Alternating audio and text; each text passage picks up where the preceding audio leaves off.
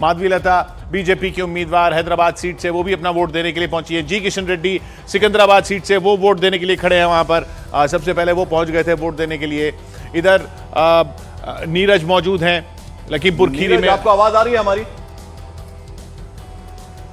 देखिए बिल्कुल पंकज, आवाज आ रही है और यहाँ तस्वीरें दिखाते लगातार बड़ी संख्या में मतदाताओं ने मतदान कर दिया। लेकिन सबसे पहले आपको दिखा दे, सबने अपने अपने उम्मीदवारों का चयन किया और यहाँ देखिए लोकतंत्र की स्याही जो है उसे दिखाने के लिए यहाँ हमारे लिए यहाँ लोग जुटे हुए हैं। ये दिखा रहे लोकतंत्र की स्याही को, अपने अपने उम्मीदवारों पर वोट किया है। लेकिन सुबह सुबह ये लोग पहुंचे थे। सबसे बात करते, छोटा रिएक्शन, क्विक रिएक्शन, क्या मुद्दा विकास आपके लिए? विकास का विकास आपके लिए और कोई मुद्दे विकास के?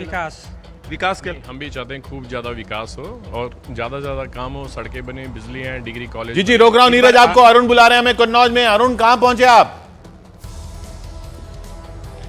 देखिए किशोर, मैं आ गया हूं जिन पर नजर है सुब्रत पाठक, जो भारतीय जनता पार्टी के उम्मीदवार यहां से हैं। तीसरी बार उम्मीदवार हैं। एक बार वो हारे थे, दूसरी बार उन्होंने समाजवादी पार्टी का किला ढहा दिया, लेकिन इस वक्त उनके किले पर हूं मैं। यहाँ पर तस्वीरें देखिए, सुब्रत पाठक का आवास है, उनका घर है, ये गाड़ियां उनकी हैं, काफिला उनका है। थोड़ी देर बाद वो निकलने वाले हैं मतदान करने के लिए, लेकिन मैंने सोचा एक बार जरा दिखा दूं दर्शकों को कि यहाँ जो लड़ाई है और जो चुनौती है वो किससे है। अखिलेश यादव को चुनौती सुब्रत पाठक से है। सुब्रत पाठक पिछली बार 12,000 वोट से ही सही, लेकिन समाजवादी पार्टी की वो सीट जीतने में कामयाब रहे जहां से राम मनोहर लोहिया ने डेब्यूट किया। यहाँ इस सीट की का खाता ही खोला उन्होंने 1967 में। और उसके बाद जहां से मुलायम सिंह और अखिलेश यादव सांसद रहे, जहां से डिंपल यादव रही, तो अब से थोड़ी देर बाद वो निकलने वाले हैं। मैं आपको उनसे सीधे रूबरू करवाऊंगा और दर्शकों को उनकी बात सुनवाऊंगा। जी रोक रहा हूं आपको। उधर माधवीलता पहुंच गई है पोलिंग बूथ पे।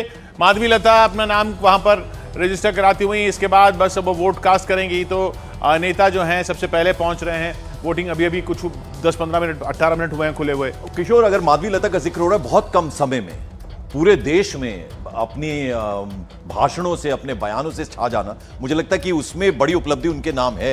यानी बीजेपी जैसे ऐसा नहीं है कि वॉकओवर, पहले बात होती थी कि भाई वहां तो एमआईएम को वॉकओवर है, लेकिन वहां बिल्कुल पूरी चुनौती दी जा रही है, चैलेंज दिया जा रहा है। और बीजेपी ने इस बार कैंडिडेट बनाया माधवीलता को। देखना होगा इस बार किस तरह से वो परफॉर्म करती है वहां पर, और अभी अपना मत का प्रयोग करने आई हैं। अब जैसे ही वो कुछ कहेंगे हम आपको उनकी बात जरूर सुनवाएंगे। संजय तिवारी का एक बार फिर से रुख कर लेते हैं। संजय, आपके पास इस वक्त क्या खबर है?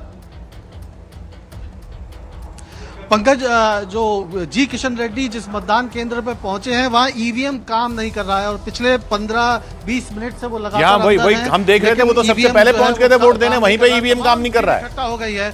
जी बिल्कुल यहाँ पर 7 बजे एग्जैक्ट जो है वो अंदर घुस गए थे। उससे पहले 10 मिनट पहले आ गए थे। तमाम लोगों की भीड़ यहाँ पर लगी हुई है, लंबी कतार लग गई है। लेकिन जैसे ही वो अंदर गए, वो मालूम पड़ा कि ईवीएम काम नहीं कर रहा है और इसी वजह से वो जो है लगातार पिछले 15-20 मिनट से अंदर हैं और अपना वोट नहीं कर पा रहे हैं अभी तक। तो पहला वोट जो है इस पोलिंग स्टेशन पर अभी तक नहीं गिरा है, क्योंकि ईवीएम वर्क नहीं कर रही है। और जाहिर तौर पर ये कहीं ना कहीं जो तैयारी है, चुनावी तैयारी, उस पर सवाल खड़ा करता है। माधवीलता वोट करने के लिए पहुंच गई हैं। कुछ देर में असदुद्दीन ओवैसी वोट करने के लिए आने वाले हैं। तो जो चुनाव है, जो सुबह के वक्त सबसे पहले जाके वोट कर देना, इसके लिए नेता जो है और पब्लिक अपने घर से निकल रही है। लेकिन कई जगह इस तरह की शिकायत आ रही है।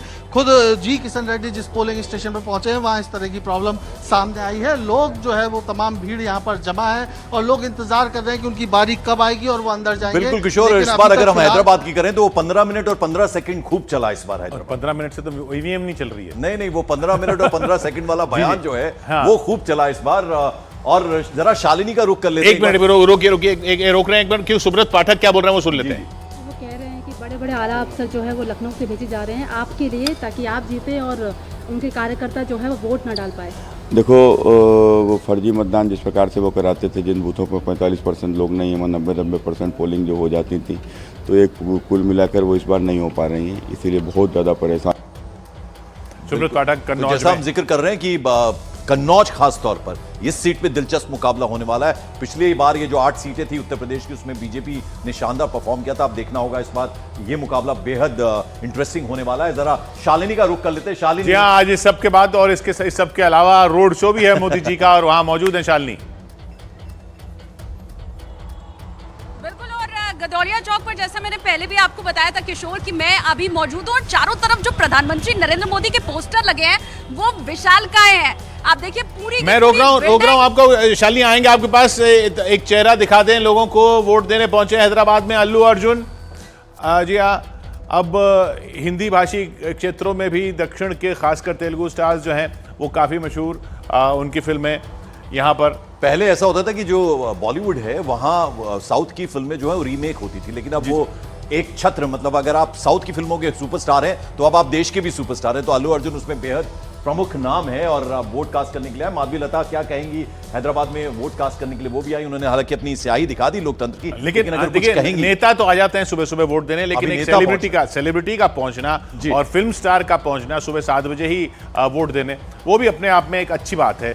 अल्लू अर्जुन प्रोत्साहित करते हुए सब लोगों को, जैसे वो खुद आए हैं वोट देने, बाकी लोग भी पहुंचे। हैदराबाद से अल्लू अर्जुन की तस्वीरें आ रही हैं और फिर चलते हैं वाराणसी शालिनी के पास। जी बिल्कुल, मैं तस्वीरें आपको सबसे पहले तो यहाँ कुछ लोग भी बड़ी देर से हमारा इंतजार कर रहे हैं, उनसे हम बात करेंगे, लेकिन प्रधानमंत्री के जो पोस्टर यहाँ पर लगे हुए हैं उनके ऊपर आप नजर डाल लीजिए। चारों तरफ इस चौक के चारों तरफ जो ऊंची ऊंची बिल्डिंग है उस पर प्रधानमंत्री का पोस्टर हर जगह दिखाई दे रहा है और सभी के ऊपर संदेश अलग अलग लिखा हुआ है। हमार काशी, हमार मोदी, एक जगह काशी का बेटा मुझे दिखाई दे रहा है। तो ये अलग अलग पोस्टर के जरिए संदेश देने की कोशिश। आप कहाँ से आए हैं? हम गोरखपुर से। अच्छा, तो क्या दर्शन हो गया?